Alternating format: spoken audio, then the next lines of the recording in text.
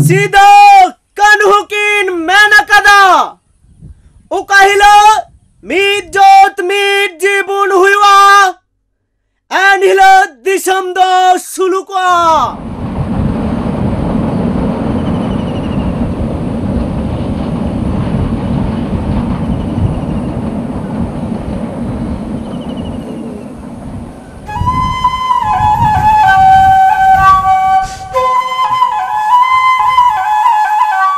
শাকিন কাটাপাড়া গ্রামের সাঁওতালপাড়া, অমরপুর ইউনিয়ন, উপজেলা চিরিরবন্দর, জেলা দিনাজপুর।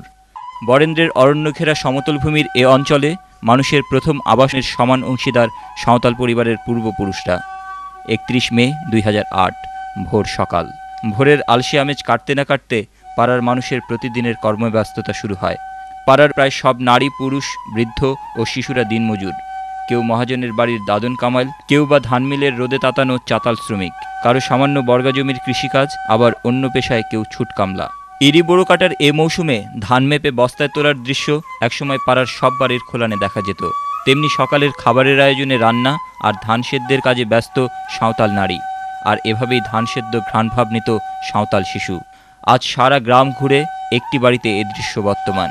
গোলাভরা ধান, গোয়াল ভর্তি গরু, খোলানে খড়ের পালা, আজ সব 36 বছরের পার হওয়া অতীত।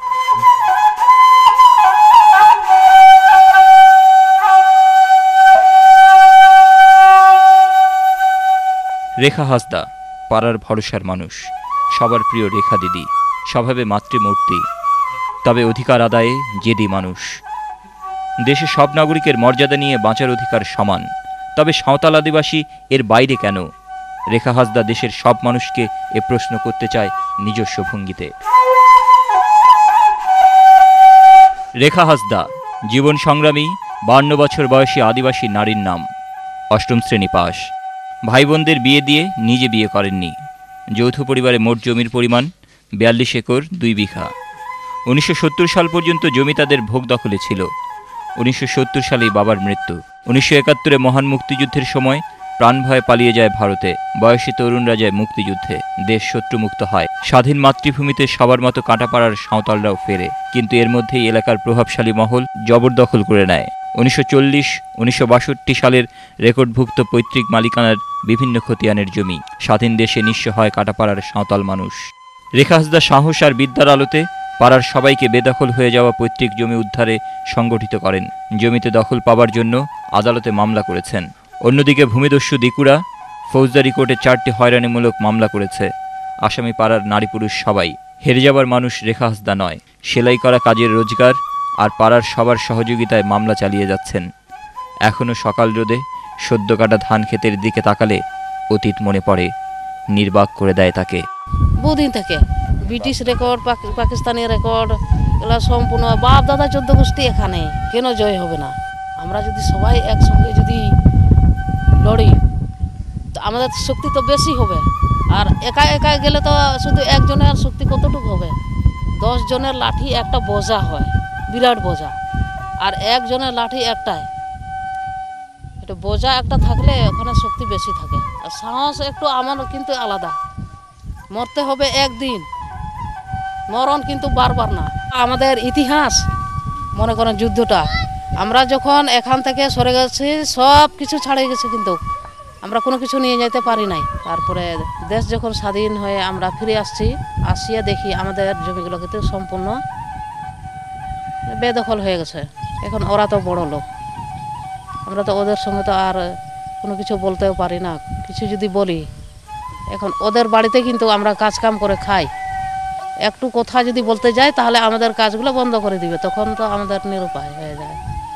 এইভাবে করে কিন্তু আমরা আর কোনো কিছু বলতেই পারি না। আমাদের লোকগুলো যুদ্ধ করেছিল, তো মুক্তিযোদ্ধা ছিল আমাদের ভাইরা, তখন তো ওরা মারা গেছে। ওরা থাকলে তো বলতো, মুক্তিযোদ্ধা ছিল একেবারে। এই যে এগুলা মানে সম্পূর্ণ এটা ক্ষয় হয়ে গেছিলো, এই ছালগুলো উঠে গেছিলো। এইগুলো এইভাবে হাঁটতে হয় বুড়িয়া হইয়া, বুড় হইয়া, আর এই ছালগুলো উঠে গেছিলো। এত কষ্ট করে এই যে দেশ স্বাধীন করার জন্য, যাতে যেন আমরা স্বাধীনভাবে থাকি, কিন্তু এখন দেখা যাচ্ছে আমরা আর স্বাধীনভাবে থাকতেই পারলাম না। আমাদের উপরে কত অত্যাচার, মনে হয় আমরা এই বাংলাদেশের নাগরিকই না।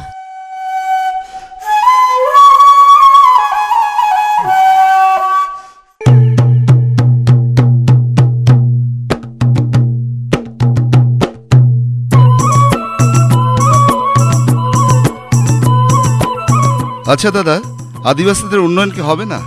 দেশে আমরা নাগরিকের সমান অধিকার নিয়ে কি বাঁচতে পারবো না? উত্তরের 16 জেলায় সাঁওতাল, ওড়াও, মালো সহ প্রায় 27টি ক্ষুদ্র জাতিসত্তার বাস। আচ্ছা, এদের সংখ্যা কত হবে? যার যার কষ্ট তার কাছে, ভুক্তভোগীকেই সমাধানের পথ খুঁজতে হবে। অধিকার আদায় করে নেয়ার বিষয়, দেয়া নেয়ার নয়। এটাই মানুষের টিকে থাকার লড়াই। তুমি যাতে সাঁওতাল, তোমার অভিজ্ঞতা দিয়ে জাত উন্নয়নের লড়াইটা বুঝে নিতে হবে। এখনো উত্তরের আদিবাসীদের সঠিক পরিসংখ্যান নেই, স্বভাবসুলভ ভঙ্গিতে বললেন দাদা। 30শে মে 2008 সকাল 10টা আমরা 30 আর 31শে মে দিনাজপুরের নবাবগঞ্জ, চিরিরবন্দর ও সদর উপজেলার 7টি জমি হারানো পরিবারের প্রামাণ্যচিত্র ধারণ করেছি। নির্মাণ ইউনিট মাইক্রোতে চলেছি। গন্তব্য ফুলবাড়ি হয়ে নবাবগঞ্জ উপজেলার 9 নং কুচদহ ইউনিয়নের আমলাকাঠাল, কালীরহাট, সাঁওতাল গ্রাম।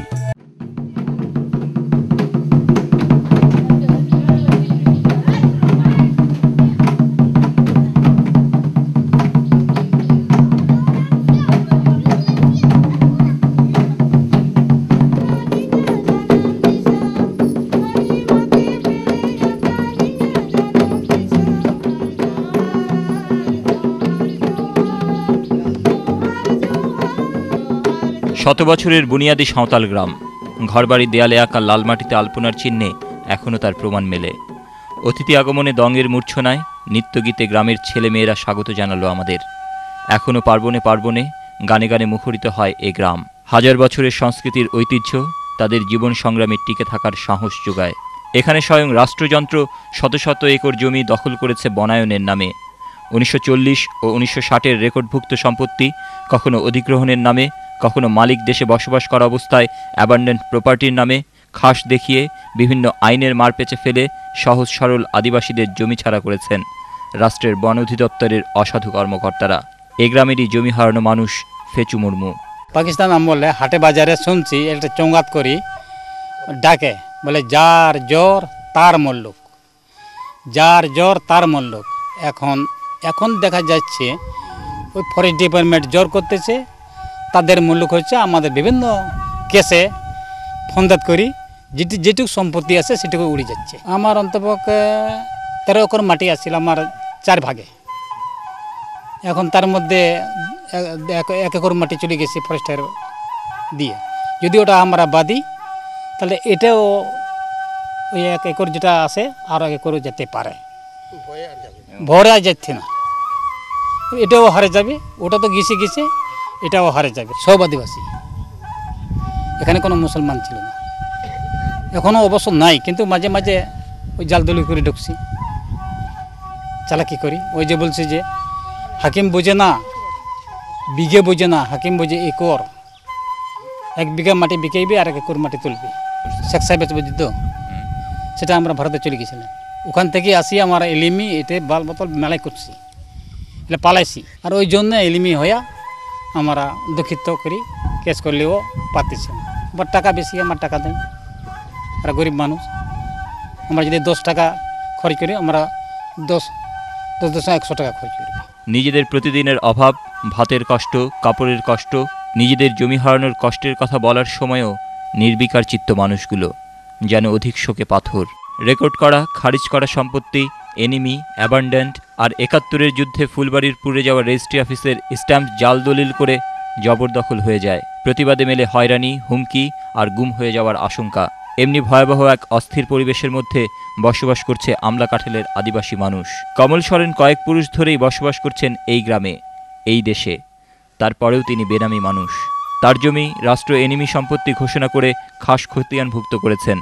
তিনি অবশ্য আদালতে লড়াই লড়ে যাচ্ছেন। আমাদের এই বাপ দাদা 14 পুরুষ এখানেই তো, আমরা তো অন্য দেশ থেকে আসি না। আমাদের বাপ দাদারা এখানেই জন্মগ্রহণ করছে, এখানেই বড় হয়েছে, এখানেই ওরা মানে বুড়ো হয়ে ইন্তিকাল হয়ে গেছে। তহসিল অফিসে খাজনা দিতে যায়, মানে ওখানে ফরফিট লেখা আছে, ওই খুঁটিয়ে নেয়। তা বললাম কেন লিখলেন? এটা আপনার জমি এনিমি হয়ে গেছে। তা এনিমি হয়ে গেছে, আমরা এখানে থাকতে কেমন করে এনিমি হয়ে গেছে? তহসিলদার বলে আমরা তো বলতে পারবো না, মানে আমার মতন এর আগে যারা চাকরি এখানে তহসিল অফিসে আসছিল ওরাই করে হয়ে গেছে। ওই যে তহসিলদার বদলি হয়ে চলে আসে সেই তহসিলদার বলি খাজনা দিতে যাই, যে আমাদের খাজনা তো সালে সালে দিতে আসতে, ওরাও নেয়। আর বলবো যে এই যে ইনিমি, ওরা বলে যে ইনিমি হয়ে গেছে আপনার সম্পত্তি। আচ্ছা ইনিমি কিভাবে করলেন? এই যে কাগজপত্র তো আমাদের ঠিক আছে। ওরা বলে যে কি করব, আমরা তো এটা বলতে পারবো না, যারা এর আগে এই চেয়ারে বসেছিল ওরাই করছে। আমার জমি পরিমাণ ওই 10 একর 64। হ্যাঁ, গোটালটাই এনিমি প্রপার্টি হয়ে গেছে। সরকার থেকে যখন এনিমি প্রপার্টি হয়ে গেছে তখন আমরা করলাম, ওই আদালতে কেস করা হয়েছে, কেস চলতেছে। এ গ্রামের আরেকজন বন বিভাগের কাছে জমি হারানো লক্ষ্মীকান্ত হাসদা। একসময়ের জোট জমিতে সমৃদ্ধ আমলা কাঁঠালের সাঁওতাল পরিবারগুলোর মতো এ পরিবারটিও ছিল সমৃদ্ধ, এখন নিঃস্ব। বন বিভাগের সঙ্গে মামলা চলছে হারানো জমি ফিরে পাবার জন্যে। কোনো জমিতে দখল দেওয়ার জন্য তৈরি হচ্ছেন গ্রামের স্বজনদের নিয়ে।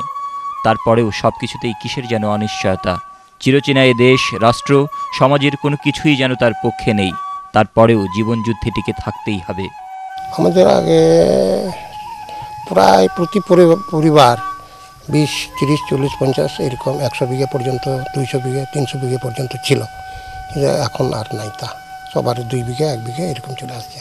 এরকম হওয়ার কারণ হলো এই দেশে মনে করেন এই কিছু জমি সরকার কর্তৃক যে এনমি হয়ে গেছে, কিছু জমি সরকার কর্তৃক বন বিভাগ হয়েছে, কিছু জমি স্থানীয় লোকজন করছে, জাল দলিল করছে, জবরদখল করছে। এইভাবে আমাদের জমিগুলো দিন দিন কমে যাচ্ছে।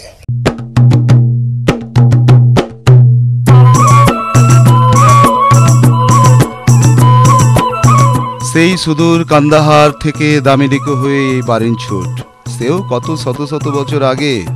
এ মাটিতে সাঁওতাল আদিবাসীদের বসবাস, তা কে জানে। তারপরও দেশের সংবিধানে আমাদের স্বীকৃতি নেই কেন গো দাদা? দাদা বলে ওঠেন, ঐতিহাসিক মেহরাব আলী দিনাজপুরের আদিবাসী গ্রন্থে বলেছেন, বরেন্দ্রভূমি আদিবাসীদের অন্যতম উপনিবেশ বলে গণ্য। প্রথম থেকেই আদিবাসীরা এই অঞ্চলের সমতল ভূমির খণ্ড বনের মধ্যে অথবা বনবীথিকার পাশে গৃহ রচনা করে স্থায়ীভাবে বসবাস করত। বহুকালের যাত্রার পথ অতিক্রম করে আসার পরেও তারা অবিচ্ছিন্নভাবে বসবাস করেছে ওই একই বনপ্রকৃতির কোলে। অতএব তোমরাই এই ভূমির আদি সন্তান, বাকিটুকু অধিকার আদায় করে নেবার বিষয়।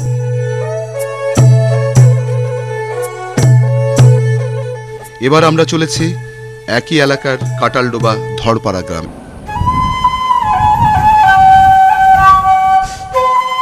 শাকিন কোটালডোবা সাঁওতাল গ্রাম, মৌজা বামনগড়, পোস্ট কাশীপুর, উপজেলা নবাবগঞ্জ, জেলা দিনাজপুর।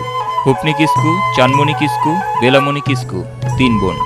বাবা চান্দু মাড্ডি, মা বেলামণি।